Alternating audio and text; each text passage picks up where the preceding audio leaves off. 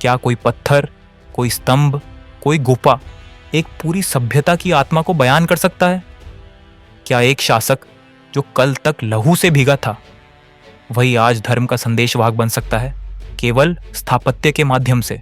नमस्कार साथियों, स्वागत है आपका सिविल सर्विसेज हब के इस विशेष यूपीएससी अध्याय में, जहां हम आपको ले चलेंगे मौर्यकालीन कला और वास्तुकला की एक अद्भुत यात्रा पर।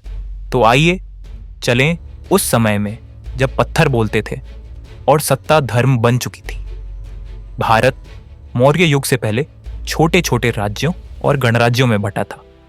कोई सांस्कृतिक एकता नहीं थी। फिर आए चंद्रगुप्त मौर्य और उनके पीछे थे आचार्य कौटिल्य। उन्होंने न केवल साम्राज्य की नींव रखी, बल्कि उसे सांस्कृतिक रूप से एकीकृत करने का सपना देखा, और इस सपने को मूर्त रूप दिया कला और वास्तुकला ने। राज्य अब केवल प्रशासन नहीं था, यह बन गया था एक दर्शन जिसे शिल्प और पत्थरों के माध्यम से प्रस्तुत किया गया। पाटलिपुत्र, मौर्य राजधानी, यूनानी दूत मेगस्थनीज के अनुसार यह नगरी 64 द्वारों, 570 बुर्जों और एक विशाल लकड़ी की प्राचीर से सुरक्षित थी। विशाल महल, जिसे फारसी शैली से प्रेरित कहा गया, जल निकासी प्रणाली, भंडारण गृह, सार्वजनिक उद्यान, सब कुछ अर्थशास्त्र के अनुसार नियोजित। यह सिर्फ शहरीकरण नहीं था, बल्कि राजकीय दर्शन का स्थापत्य रूप था।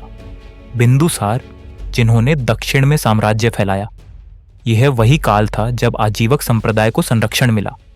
इस काल में शिल्पकारों और कलाकारों को राजकीय प्रायोजन मिलने लगा, जिससे शैली में एक रूपता और उद्देश्य स्पष्ट होने लगे।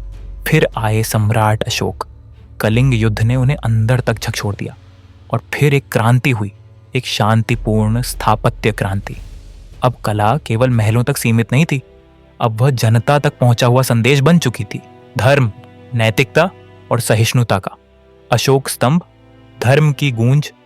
एकल शिला से बने स्तंभ, 50 टन वजनी, 50 फीट ऊंचे।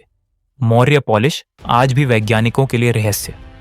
ब्राह्मी लिपि में धम्मलेख, प्रशासन, नैतिकता, जीवन मूल्यों का संदेश। शीर्ष पर प्राणी मूर्तियां, सिंह, बैल, हाथी, ये केवल कला नहीं, प्रतीकवाद थे। धर्म को सत्ता का साथी बनाया गया और कला को उसका माध्यम। स्तूप, शांति की स्थापत्य छाया।